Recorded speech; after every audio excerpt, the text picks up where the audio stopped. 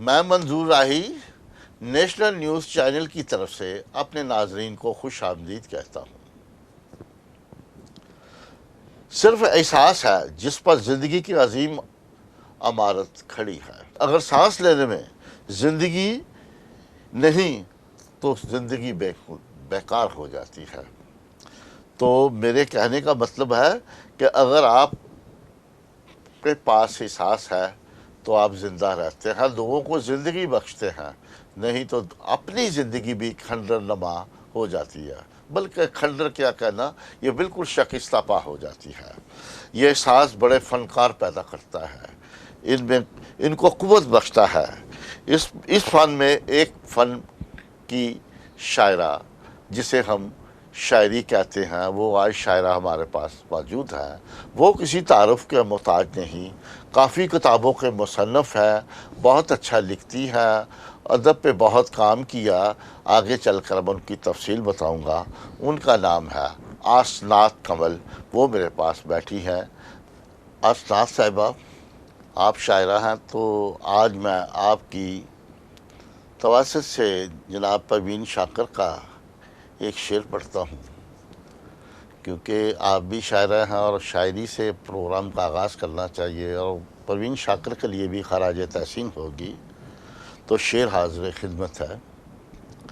قدموں میں میرے جھکی ہوئی رات، قدموں میں میرے جھکی ہوئی رات، تاروں کی طرح بچھی ہوئی رات، گرتی ہے بدن پہ قطرہ قطرہ، خوشبو سے کشید کی ہوئی رات۔ واہ، پروین شاکر۔ بہت خوب، بہت خوب۔ اب آپ نے کالم لکھے، شاعری کی، آپ پہ کہاں سے بات شروع کروں؟ آپ نے تو بہت کام کیا ہے۔ یہ آپ کا بڑا پن ہے کہ آپ ہمارے پروگرام میں بھی آ گئے، بہت دور سے آئے، اس کا بھی میں ممنون ہوں۔ بہت شکریہ۔ آپ اچھی شاعرہ ہیں، اور اس کے ساتھ ساتھ آپ معاشرے کو سلجھانے سمجھانے کی طرف بھی رہتی ہیں، ایک ماں بھی ہیں۔ آپ ہمیں یہ بتائیں کہ کالم میں اور مضمون میں کیا فرق ہے؟ اکثر بحث رہتی ہے مضمون اور کالم، تو یہ ذرا ہمارے ناظرین کو تھوڑی سی وضاحت کر دیں گے؟ کالم، میں نے کالم کا آغاز پہلے تو نہیں کیا تھا، بنیادی طور پہ تو میں شاعرہ ہوں، اور میں نے اپنے لکھنے کا آغاز جو ہے وہ شاعری سے کیا۔ نہیں، آپ نے کالم بھی بہت اچھے اچھے لکھے ہیں۔ شاعری کے بعد پھر کالم لکھے، ناول لکھے، افسانے لکھے، بہت کچھ لکھا آپ نے۔ بعد میں پھر میں کالم لکھنے کی طرف آئی، اور اس میں بھی ایک بڑی مزے کی میں آپ کو بات بتاتی ہوں۔ جاوید صدیق بھٹی صاحب ہمارے بڑے اچھے رائٹر ہیں، تو وہ ایک اخبار میں کالم لکھتے تھے۔ اچھا، وہ جو اخبار کے مالک تھے، ان کے ساتھ میرا بھی مطلب پروگرامز میں آنا جانا واقفیت تھی، تو انہوں نے کہا کہ آپ بھی کالم لکھیں۔ حالانکہ اس وقت میں نہیں لکھتی تھی، شاعری کے حوالے سے تھا میرا سلسلہ۔ تو اس وقت مطلب ان کے کہنے پہ میں نے کالم لکھنے شروع کیے وہاں، اور جب لکھنے شروع کیے تو پھر لکھتی چلی گئی۔ روزنامہ آفتاب سے شروع کیا، پھر روزنامہ پاکستان میں۔ میں نے تو 12-14 سال کالم لکھے ہیں، اور میرے زیادہ تر کالم جو ہیں وہ خواتین کے حوالے سے، خواتین کے مسائل کے حوالے سے رہے۔ تو مضمون اور کالم میں فرق یہ ہے کہ مضمون جو ہے وہ ہم کسی چیز کا نچوڑ پیش کرتے ہیں۔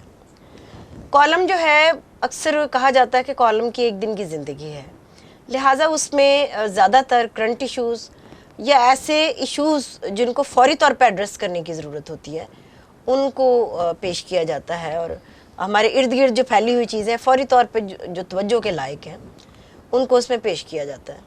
تو میں سمجھتی ہوں یہ کچھ فرق ہے کہ مضمون ہمارے پاس ہم جمع کر کے رکھ لیتے ہیں، رہتے ہیں ہمارے پاس، ایک نچوڑ، ایک تحقیق ہوتی ہے، لیکن کالم جو ہے وہ کرنٹ ایشوز کا ایک سلسلہ ہے، یعنی کہ وہ مختصراً ہم بہت ساری چیزوں کو اس میں پیش کر دیتے ہیں۔ بہت شکریہ جی، آپ نے ہمیں بڑے وضاحت سے بتایا۔ آپ اب تھوڑا سا آپ افسانے کی طرف بھی آئیں، آپ کے افسانے بھی کتاب ہے، آپ کی شاعری کی بھی ہے، میں کہاں سے شروع کروں؟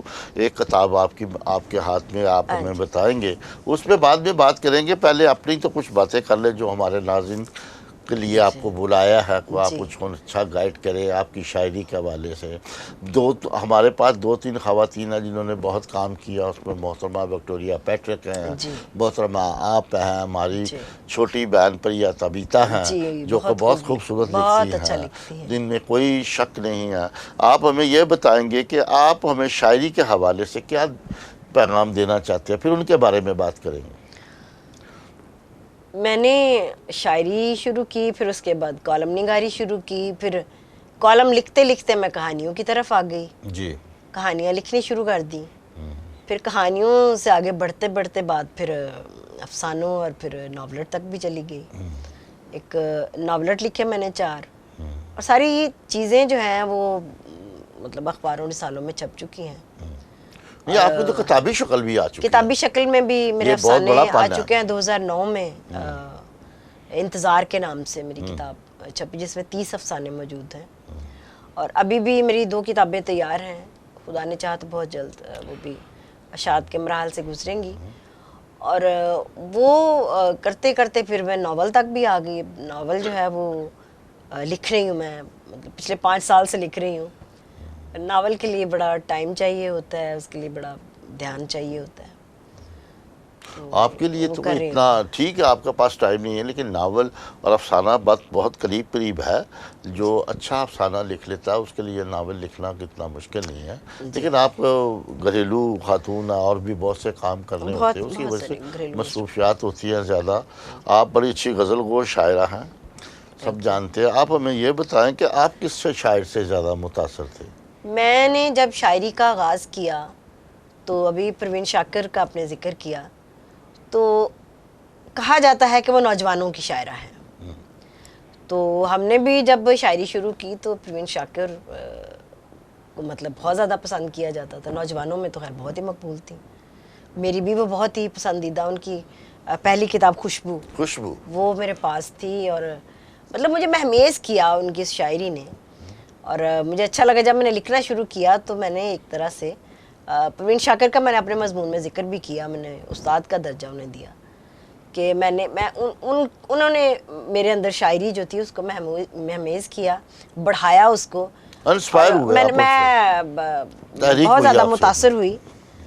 ویسے تو ہمارے ارد گرد بہت اچھے اچھے مطلب شاعر ہیں, فہمیدہ ریاض بھی ہے, جن کو مطلب میں نے پڑھا, میں نے سنا, میں نے سیکھا ان سے. لیکن آغاز جو ہے وہ پروین شاکر سے ہی مطلب. نہیں, لوگ تو یہ بھی کہتے ہیں اگر نظم کے حوالے سے ادبی لوگ کہتے ہیں پڑھنے والے ہمارے کہ سمینہ راجہ بہت اچھی نظم سمینہ راجہ نے بہت اچھی نظم میں فنون میں اس میں غزلیں پڑھ رہا تھا, اور اس کی نظم بڑی لاجواب لکھتی ہے. نظم ان کی کمال لکھتی ہے, کمال کی نظم تھی ان کی. کہیں کہیں پروین شاکر ذرا پیچھے ہٹتی نظر آتی ہے, اس میں کوئی شک نہیں ہے. مطلب یہ جب لوگ جب دوسرا بات ہے نا, ادا جعفری آ جاتی ہیں, فہمیدہ ریاض آ جاتی ہیں, ادا جعفری اور دوسرے مطلب یہ بہت پرانی بعد میں یہ سنجیدہ حلقوں کی مطلب آ جاتی ہے نا بات, سنجیدہ شاعری آ جاتی ہے. اور اس میں مطلب ہماری بسمل صابری کا بڑا نام رہا ہے, اور بہت اچھی اچھی ہماری مطلب لکھنے والی. مثلا پریا تبیتا ہے, وہ باکمال لکھتی ہیں. آج میں ذکر کر رہے ہیں وکٹوریہ آپا بھی بہت اچھا لکھتی ہیں. ان کی نثر دونوں ہی بہت خوبصورت. نثر کے علاوہ شاعری میں غزل میں بہت اچھا ہے, بہت اچھے انداز سے وہ بات کرتی ہیں. تو امید ہے ہم ان کو اپنے پروگرام میں بلائیں گے, اگر آ جائیں گے تو ان کا بڑا فن ہوگا. اس کے علاوہ آپ یہ بتائیں کہ آپ کے افسانوں کی تحریر میں بہت کہانی بڑی مربوط لکھتے ہیں آپ, بنت کاری بڑی اچھی کرتی ہیں. یہ میں آپ کو ایک چھوٹا سا قاری ہونے کے ناطے آپ کو مبارکباد دیتا ہوں. بہت شکریہ. کیونکہ مجھے کچھ افسانے سے کہانی سے محبت ہے. آپ خود اتنے اچھے رائٹر ہیں. نہیں میں تو کوئی رائٹر نہیں ہے. خدا کا شکر ہے, ڈرامہ نگار اور ہمارا مطلب مان ہے آپ ہمارا. نہیں آپ کا بڑا فن ہے, لیکن آپ بڑی بنت کاری اور اس کی تار بہت اچھے طریقے سے ملتے ہیں, اس کو تسلسل کو لے کے جاتے ہیں. اور کہانی ایک جب وہ قاری پڑھتا ہے نا تو اس کو آخر میں جو کلائمیکس دینا ہوتا ہے, جو رائٹرز کا فن ہوتا ہے, اس میں آپ کو کمال ہے. بہت شکریہ. یہ بس آپ جیسے لوگوں سے ہی سیکھا میں نے. اپنے آپ سے تو کچھ نہیں آتا. جب ہم آپ جیسے بڑے اپنے سینئرز کو دیکھتے ہیں, پڑھتے ہیں, نہیں ان سے آپ سیکھتے بہت ہیں، آپ پھر ہم بھی کچھ نہ کچھ کرنے لگ جاتے ہیں. تو یہ بہت اچھی بات ہے کہ آپ اتنا ٹائم دے رہی ہیں بچوں میں، خانہ داری میں، اور آپ کے خاص آج میں اس پروگرام میں اپنے بھائی محترم یونس کھوکھر کا بھی شکر گزار ہوں کہ وہ آپ کے شانہ بشانہ ہے. اور میں یہ بڑی سنجیدگی سے بات کر رہا ہوں. بہت کم ہسبینڈ ایسے ہوتے ہیں جو اپنی بیوی کے ساتھ شانہ بشاتا، اس کے فن کا، اس کے ذوق کا، اس کے مشاغل کے ساتھ چلتے ہیں. ادروائز بہت کم ایسے لوگ ہیں جو کہتے چھوڑے جی یہ کیا بات ہے، پسند نہیں کرتے. لیکن آج میں اس پروگرام میں یونس صاحب کو بھی بہت بہت مبارک دیتا ہوں. میں تو اچھے ساتھی آپ میں کے. تو سمجھتی ہوں کہ میرا یہاں تک پہنچنے میں جہاں میرے باپ کا ہاتھ ہے کہ انہوں نے اعتماد دیا اور مجھے مطلب رکا نہیں لکھنے پڑھنے سے. تو اس کے بعد شادی کے بعد پھر میرے شوہر نے، یونس کھوکھر صاحب نے جتنا میرا ساتھ دیا ہے، میں سمجھتی ہوں کہ یہاں تک مجھے پہنچانے والے وہی ہیں. وہی ہے. کہ ہر قدم پر، ہر جگہ پہ مطلب مجھے لے کے جانا، مجھے بھیجنا. یہ بڑی بات ہے. دیکھیں آپ آج وقت کہاں سے نکالنا ہمارے ہے. لیے آئے ہیں، یونس بھائی کی مہربانی. مطلب ٹائم نکالتے ہیں میرے لیے اور لے کے کسی جاتے کا ہیں. شکر گزار بھی ہونا چاہیے. ہاں جی، آپ کے بالکل. ساتھی میں ہیں ان کی بہت اور شکر اچھا ساتھی ہونا بھی بہت بڑی بات ہے. یہ گفٹ ہے. خداوند کا شکر. یہ خداوند کا شکر خداوند کا ہے. شکر. یہ اب آپ کو یہ بھی نہیں کوئی کہہ سکتا کہ آپ میں کوئی رکاوٹ تھی، لیکن جو آپ کی ذمہ داری ہے جس کی وجہ سے ناولٹ نہیں آ رہا، ناول نہیں بن رہا، وہ آپ کی خانہ داری ہے. آپ خاتون خانہ ہے، گھر کا ٹائم ہے. لیکن میری دعا ہے کہ خداوند آپ کو بہت جلد ناول مکمل کرے، کیونکہ ہمارے میں نثر کی بہت کمی ہے. ہمارے آپ کو یہ بھی آج وضاحت سے ذرا بتائیں کہ کیا وجہ ہے. شاعر ہمارے پاس بہت ہے. جو بھی ہمارا مہمان دوست آتا ہے ان سے میں یہ سوال کرتا ہوں کہ کیا وجہ ہے. شاعری تو بہت ہوتی ہے لیکن نثر میں کی طرف بہت کم آتے ہیں. ایک آپ ہے کہ اپنا قدم بڑھا رہے ہیں، بہت محنت سے قدم بڑھا رہے ہیں. شاعری میں نے دیکھا ہے شاید لوگ شاعری کو آسان سمجھتے ہیں، حالانکہ یہ آسان فیلڈ نہیں ہے. شاعری مشکل کام ہے. اب آج کل کی نئی طرز سخن جو ہے وہ نظم لکھنا، مطلب لفظوں کو جوڑ لینا، نثری نظم یا آزاد نظم کے حوالے سے بات کریں ہاں گے، جی. پابند کی نہیں. تو میں سمجھتی ہوں کہ جب تک آپ پابند نہیں لکھ سکتے نا، غزل نہیں لکھ سکتے، شاعری مکمل نہیں ہوتی. واہ واہ واہ واہ. کیونکہ پابند میں جو ردیف، قافیہ، اوزان، بہور اور کا اس وہ کا جو جو ردم ہے ساتھ، ردم جو ہے، اس کا سننے میں، تو مطلب وہ جب تک آپ کو نہیں آتا، جب تک وہ نہیں پتا. نظم میں بھی ایک آہنگ ہے، ایک ردم ہے، ردم ہے. واہ واہ اس واہ. میں بھی اوزان بہور ہے، اس اذان میں بہور. ساری ردیف قافیے ہیں، اس میں بہت ساری چیزیں ہیں. پابند ہے بھائی، پابند ہے وہ. تو وہ نظم جب آپ لکھتے ہیں تو اس میں بھی آپ کو سارے ردم کا خیال رکھنا پڑتا ہے، اسی راہ سے گزرنا پڑتا ہے. اسی سے گزرنا پڑتا ہے. اور اگر آپ جب تک پابند نہیں آپ شاعری کرتے، غزل نہیں لکھتے، آپ کو مطلب نظم کیسے لکھ سکتے ہیں؟ کہانی میں آپ افسانے میں، کہانی میں آپ کس سے زیادہ متاثر ہوئے؟ متاثر تو میں بہت سارے لوگوں سے ہوں. مطلب اس میں کرشن چندر کو میں نے پڑھا، احمد ندیم قاسمی کو پڑھا، بانو قدسیہ کو پڑھا، اشفاق احمد کو پڑھا، امرتا پریتم کو پڑھا. اور مطلب اس زمانے کے میں جیسے کرت العین کا آگ کا دریا، پھر اداس نسل، پھر مطلب ہمارے زمانے کے وہ 70 سنوبر کا درخت، 80s 90s کے. تو بڑی مطلب اس وقت سمجھا جاتا تھا ایک سمبل بھی ہوتا ہے کہ ہم مطلب. تو ان سب لوگوں کو میں نے پڑھا، سب کو پڑھا. اور میں سب سے زیادہ جو مجھے پسند آئی آج کے دور کے حوالے سے وہ تھی بشریٰ رحمان. ہاں. ان کی مجھے پھر ہماری جدید لکھنے والیوں میں نیلم احمد بشیر بہت اچھا سلمہ عوان بہت اچھا بشیر کی، بشریٰ انصاری کی بہن. ہاں جی. تو بہت اچھا لکھا ہے. بشیر کی بیٹی اور بشریٰ انصاری کی بہن. ہاں جی، احمد بشیر. وہ خود بھی بہت بڑے رائٹر تھے. وہ پوری فیملی بڑی ہاں جی آرٹسٹ ہے، فنکاروں کی فیملی، اس میں کوئی شک نہیں. تو اب آپ نے کہانی کی بنیاد کاری کے بعد اب کلاسیکل جو آپ نے بتا دیا، کرشن چندر اور آپ نے رجندر سنگھ بیدی کا میں نام پیش کر دیتا ہوں، اسی پیٹرن میں ہے. بالکل اس پہ اور بھی بہت سے نام آ جائیں گے. اب آپ نئے جدید لکھنے والوں میں سے، آپ مسلم کرسچن میں سے بھی کوئی ہمیں کہانی کے بارے میں بتائیں. ہمارے کرسچنز میں تو مطلب میں نے جو اب جدید جو ہیں لکھ رہے ہیں، بہت اچھا لکھ رہے ہیں. مری سے ہمارے ایک بہت اچھے رائٹر ہیں وسیم جبران. ہاں. بہت اچھی کہانی لکھ رہے ہیں. واہ واہ واہ. اور آپ کو پڑھا ہے زبردست. اور آصف عمران صاحب بہت اچھا لکھ رہے ہیں. صاحب بہت اچھا لکھتے ہیں. بہت اچھا لکھ رہے ہیں. مطلب ہمارے کہانیاں لکھنے والے تو انگلیوں پہ گنے جا سکتے ہیں, بہت زیادہ نہیں. یہ زیادہ ہونے چاہیے. جو لکھ رہے ہیں وہ بہت اچھا لکھ رہے ہیں, اور ہم تو ان کی حوصلہ افزائی کرتے ہیں کہ شاعری کی بجائے اگر نثر کی طرف بھی آیا جائے. یہی تو میرا کہنے کا مطلب ہے, لکھی نثر جائے کی طرف آنا چاہیے ہمیں. نثر میں بہت کم لوگ ہیں, بہت کم لوگ ہیں, بہت زیادہ, بہت کم ہیں. تو آپ نے تو بہت کنٹریبیوشن دیا, بہت کام کیا. میں تو بس آ گئی نا اس طرف, اور مجھے اچھا لگتا, مزہ آتا ہے. ہاں نثر میں مزہ آتا ہے. مجھے کہانیاں لکھنا اچھا لگتا ہے. اچھا نہیں. اور میں یہ دیکھتی ہوں کہ ہماری ارد گرد کہانیاں بکھری ہوئی ہیں, بس ہمیں انہیں چن لینے کی, انہیں جمع کرنے کی, انہیں تحریر کرنے کی ضرورت. تحریر کا فن آنا چاہیے, ورنہ کہانیاں تو ہمارے ارد گرد ہیں. ہاں ظاہر بھائی کہانی ہے, چلتے پھرتے کہانی ہے. تو اب آپ کے فن کے, جو آپ نے فنکاری اور فن کے لوگوں کو جانا, ان میں سے آپ نے بہت سے ناموں کو آج خراج تحسین دیا, جن میں آپ نے بانو آپا سے لے کے قرۃ حیدر تک, اگر ادب کی ڈسکس ہو, ادب کی بیٹھک ہو, ادب کی گفتگو ہو, اگر ان شخصیات کا نام نہ لیا جائے تو پھر ہماری یہ آج کی گفتگو بالکل ناکارہ بیکار لگتی ہے. تو آپ نے ان کو نام لے کے ہمیں بھی ایک زندگی کی توانائی کا احساس دلایا ہے. آپ کی بہت مہربانی. اب آپ سے یہ پوچھتے ہیں کہ آج کل ادب میں بڑے فنی گروپ ہیں, بہت سے چاہتے ہیں کہ ایک جگہ سے دوسری جگہ جائیں تو آپ کو گروپ ہی نظر آتا ہے. کیونکہ میں فیس بک پہ بھی اور اکثر اخبارات پہ بھی دیکھتا ہوں, آپ بہت سے شاعروں کا آپ بڑے یاترا کر کے آتے ہیں, وہاں آپ کی تصویریں آتی ہیں. یہ گروپ بازی ہر شہر میں ہی آئی یا کسی کسی جگہ میں ہی ہے؟ نہیں, اب تو بہت ہے. اب سوشل میڈیا پہ تو آپ نے دیکھا ہی ہے, فیس بک ہے, بہت گروپ بازی ہے. گروپس تو ہیں, لیکن میں سمجھتی ہوں کہ جتنے گروپ زیادہ ہوں اتنا فائدہ نہیں. فائدے نقصان کا تو مجھے پتہ نہیں, لیکن ایک چیز ہے, اگر ہم ادب کے حوالے سے کر رہے ہیں تو بہت سارے گروپس ہیں جن میں بھی شامل ہوں.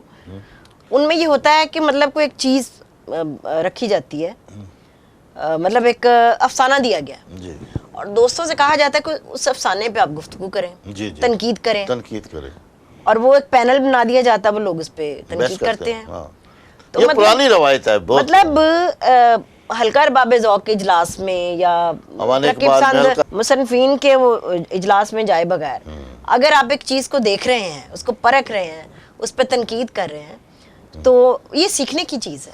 کوئی نظم ہے, کوئی غزل ہے, کوئی افسانہ ہے, تو مطلب سیکھنے کے مواقع تو ہیں اگر ہمارے اندر سیکھنے کی لگن ہے. دیکھیں جی, یہ بڑی بات کی آپ نے. میں سمجھتی ہوں کہ آپ بھی وہیں سے گزرے ہیں, میں بھی وہیں سے گزرا ہوں, ہم نے بھی وہیں سے سیکھا. تو یہ اگر ہم وہاں سے سیکھیں گے نہیں تو تنقید برائے تنقید کے چکر میں ہم ذاتیات پہ آ جائیں گے. یہ بھی نہیں ہونا چاہیے, اور انسان کے پاس تھوڑا سا تنقید برداشت کرنے کا حوصلہ بھی ہونا چاہیے. سیکھنا ضروری ہے, اور اس سے سیکھے گا. سیکھنا ضروری ہے, اس کے بغیر گزارا نہیں ہے. آج میں ایک دوسری بات آپ سے یہ پوچھنی تھی کہ فیس بک پہ بہت لکھا جا رہا ہے, بہت لکھا جا رہا ہے. کیا وہ میڈیا جیسے کہ ہمارے اوراق ہے, فنون ہے, صحیفہ ہے, سویرا ہے, ان کی دستاویز ہم پرانے دیکھتے ہیں تو ہمیں بہت نظر آتا ہے. سہیل لدھیانوی ہے, اس میں آپ کے کیفی اعظمی صاحب کی تصویریں دیکھتے ہیں تو کہتے ہیں یار یہ ریکارڈ ہے. آیا کہ یہ فیس بک پہ لکھ کے تو لوگ اپنے آپ کے قد کو, اپنے آپ کو کیا محسوس کرتے ہیں, یا اس سے ادب کریٹ ہو رہا ہے؟ پتہ مسئلہ کیا ہے, جب اوراق اور فنون اور یہ اس طرح کے بڑے بڑے ضخیم رسالے جب چھپتے تھے, انہیں بڑے بڑے لوگ چھاپنے والے, مطلب وزیر آغا اور احمد قاسمی اور دوسرے, وہ خود بھی جید لکھنے والے تھے ہمارے. تو اس زمانے میں سوشل میڈیا نہیں تھا یا فیس بک نہیں تھا, یہ چیزیں نہیں تھی, اور ہم لوگ جو لکھنے والے ہوتے تھے, ہمارے مطلب ذہن میں یہ ہوتا تھا کہ وہ ایک رسالہ ہے, ہمیں اس میں لکھنا ہے, ہم اس قابل بنے کہ ہم اس میں چھپ سکیں. سیکھنے کا بھی شوق تھا اور کرنے کا بھی شوق تھا, اور کرتے بھی تھے. وہ تو وقت کے ساتھ ساتھ سب چیزیں تبدیل ہوئی. پھر جیسے جیسے ٹیکنالوجی بڑھتی گئی, اس نے انسانوں کی زندگیوں میں تبدیلیاں پیدا کرنی شروع کر دی ہیں. تو فیس بک میں سمجھتی ہوں کہ ایسا میڈیم ہے کہ اس نے دنیا کو گلوبل ولیج بنایا ہے نا, کلوز کر دیا ہے. مطلب نیٹ پہ آپ بیٹھے ہیں, آپ دنیا میں جو بھی آپ چیز نکالنا چاہتے ہیں نکال لیں, آپ دیکھ لیں, پڑھ لیں. تو اس میں مطلب نہیں ہے. جہاں تک یہ ہے کہ لکھتے ہیں لوگ اس پہ, تو بے شک میں سمجھتی ہوں کہ اس پہ فیک بھی بہت کچھ لکھا جا رہا ہے. اور مطلب یہی بات کہنے والی ہے نا جو میں آپ سے کہنا چاہتا تھا، آپ نے خود ہی بتا دی. کچھ ایسا بھی ہے جو مطلب اس قابل تو نہیں کہ اسے مطلب پیش کیا جائے. بالکل کچھ یہی بات لوگ خالی شہرت کے شوق میں مطلب اکثر لوگ کہتے ہیں کہ کوئی بڑی خوبصورت لڑکی ہے، اس نے تصویر لگائی بڑی خوبصورت سی، اور اس کے ساتھ 2-4 فضول جملے لکھ کے مطلب اپنی طرف سے اس نے شاعری کیا یا کچھ. لوگ تصویر دیکھ رہے ہیں اور کمنٹس کری جا رہے ہیں، یہ بات ٹھیک نہیں ہے. نہیں ٹھیک نہیں. یہی میں کہنا چاہتا تھا جو شاعری وہ کرتے ہیں وہ اوزان بیر اور تھاٹ سے باہر ہوتی ہے. بالکل بہت ہے ایسا، بہت ہے زیادہ بہت ہے، جس کی وجہ سے اور یہ سستی شہرت کے طریقے ہیں. صبح اچھا لفظ آپ نے کہہ دیا. اب ابتدائی تعلیم لیکن اچھے لکھنے والے بھی ہیں. نہیں، اچھے لکھنے والے تو بہت ہیں. جو اچھا لکھنے والے ہیں وہ بہت اچھا لکھ رہے ہیں، وہ اچھا لکھ رہے ہیں. میں آپ سے یہی کہہ رہا ہوں جو لکھتے ہیں ان کا پتہ چل جاتا ہے. پتہ چلتا ہے بالکل. آشنات کی لگی ہے ایک تصویر اور چیچے غزل ہے، پتہ چلتا ہے. نذیر قیصر کی دیکھیں، اس کی تصویر لگی ہے، نیچے لکھا ہوتا ہے، پتہ چل جاتا ہے. مطلب اس کے علاوہ اور دوسرے بھی ہیں. میں آپ کو مزے کی بات بتاتی ہوں جی کہ میرے بہت سے اساتذہ جو ہیں وہ مطلب میرے ساتھ ایڈ ہیں فیس بک پہ، اور میں کبھی کوئی چیز لگاتی ہوں، وہ دیکھیں نا اس میں کوئی کہیں بھی کوئی سکم ہے، کوئی کمی ہے، اب یقین کر ان باکس میں آ کے فوراً مجھے کہیں گے کہ یہ چیز یہاں سے اس طرح سے ہے، اسے فوراً ٹھیک کر لو. تو میں حیران بھی ہوتی ہوں اور خوش بھی ہوتی ہوں کہ مجھے استاد میسر ہے. پھر یہ ہوتا ہے کہ آئندہ کوئی چیز ہم نے دینی ہے اس پہ تو مزید محتاط ہو کے مزید اس کو دیکھ کے چیک کر کے استاد دیکھ رہا ہے. میں مطلب سیکھ رہی ہوں، مجھے استاد دیکھ رہا ہے، میرے استاد محترم ہیں اور وہ فوراً مجھے کہیں گے کہ بھائی تمہارا یہ لیول نہیں ہے، تم اس طرح نہیں لکھ سکتی ہو.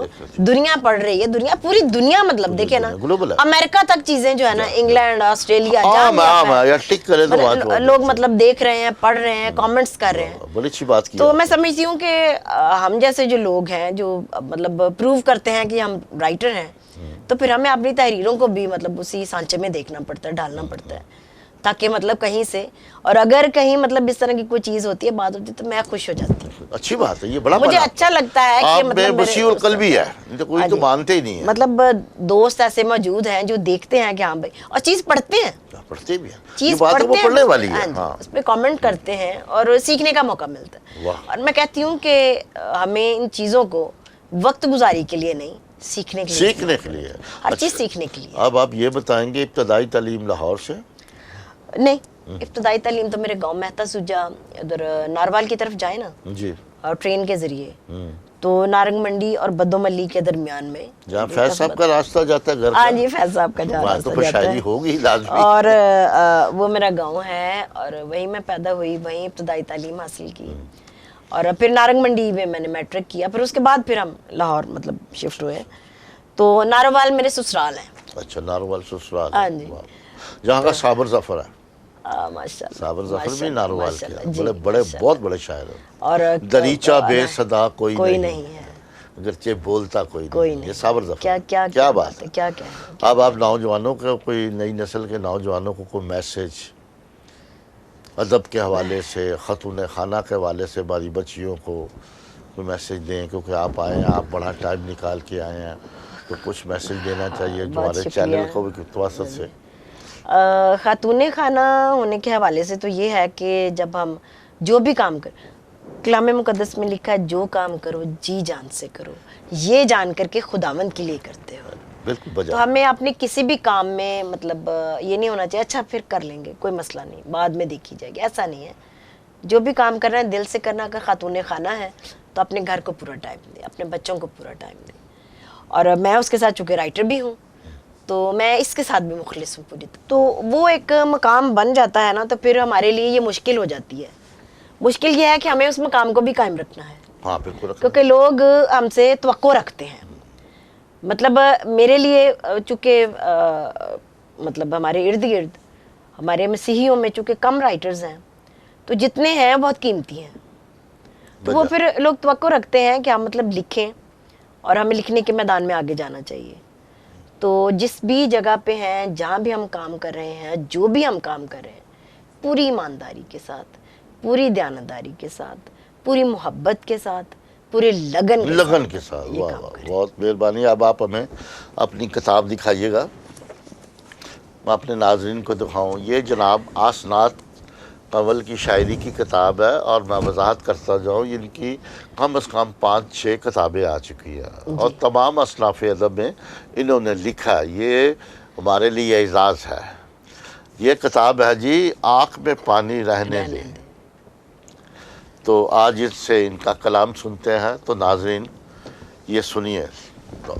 بہت شکریہ۔ میری 5 کتابیں چھپ چکی ہیں۔ اس میں پہلی میری شاعری کی کتاب تھی، نظم اور غزلوں کی، پانیوں کا پھول کے نام سے، پانیوں کا پھول یاد ہے مجھے۔ 2003 میں چھپی تھی۔ اور دوسری میری کتاب آئی تھی خواب اور انقلاب کے نام سے۔ جی جی۔ یہ میرے کالموں کا مجموعہ تھا، جو روزنامہ آفتاب اور روزنامہ پاکستان میں اور دوسرے اخباروں میں نے لکھے۔ 2009 میں میری افسانوں کی کتاب آئی تھی انتظار کے نام سے۔ اس میں 30 افسانے تھے میرے۔ اور 2012 میں میری چوتھی کتاب آئی تھی صحرا کی ہتھیلی پہ دیا۔ وہ تنقید اور تحقیق کی کتاب تھی، سمجھے کہ ایک تھیسس تھا۔ وہ بلوچستان کے ہمارے بہت بڑے رائٹر ہیں آغا گل، افسانہ نگار، ناول نگار۔ ہاں، ناول بڑا اچھا لکھتے ہیں۔ ہاں جی، ان کے سارے کام پہ نا میں نے تنقیدی اور تنقیدی حوالے سے اس کو دیکھا، اس پہ کتاب مطلب۔ اور اب وہ کتاب جو ہے میری، ان پہ جو تھیسس لکھے جاتے ہیں ایم فل کے، ڈاکٹریٹ کے دوسرے، تو مختلف پاکستان کی تقریباً ساری یونیورسٹیوں میں، تو میری وہ کتاب ان کے تھیسس کے لیے حوالے کے طور پہ پیش کی جاتی ہے، استعمال کی جاتی ہے۔ اور لاسٹ میری یہ ہے کتاب شاعری کی، آنکھ میں پانی رہنے دے۔ آنکھ میں پانی رہنے دے، یہ شاعری کی ہے، نظموں اور غزلوں دونوں کی ہے۔ اس کے بعد میری 4 کتابیں تیار ہیں۔ تیار ہے؟ ہاں جی۔ ایک افسانوں کی ہے، زیر طبع ہے، ایک افسانوں کی کتاب ہے، 4 ناولٹ ہیں، وہ کتابی شکل میں لاؤں گی۔ نظموں کی علیحدہ سے پوری کتاب تیار ہے، مطلب اتنے عرصے میں 15-20 سال کے عرصے میں۔ تو ایک غزلوں کی، 4 کتابیں میری، خدا نے چاہا تو آپ سنائیں۔ آپ جی۔